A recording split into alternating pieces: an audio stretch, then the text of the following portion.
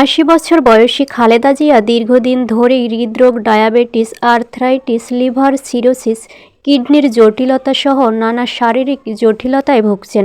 গত রোববার শ্বাসকষ্ট দেখা দিলে দ্রুত তাকে এভারকেয়ার হাসপাতালে নেওয়া হয়। তিনি এখন হাসপাতালের করোনারি কেয়ার ইউনাইটেড সিসিইউতে রয়েছেন। মেডিকেল বোর্ডের দেশি-বিদেশি বিশেষজ্ঞ চিকিৎসকদের তত্ত্বাবধানে সাবেক এই প্রধানমন্ত্রীর চিকিৎসা চলছে। গত শুক্রবার রাতে তার অবস্থা অত্যন্ত সংকটপূর্ণ হওয়ার কথা জানিয়েছিলেন বিএনপির নেতারা।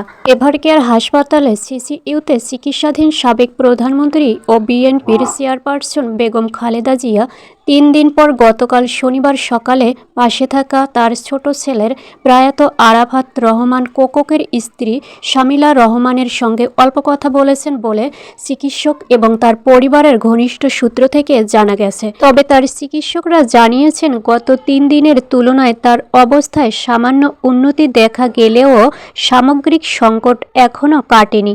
বিশেষ করে কিডনির কার্যক্ষমতা মারাত্মকভাবে কমে যাওয়ায় তাকে ৪ দিন ধরে টানা ডায়ালাইসিসে রাখা হয়েছে। শরীরে অতিরিক্ত তরল জমে শ্বাসকষ্ট বাড়ায় তার অবস্থা আরও জটিল হয়ে পড়ে।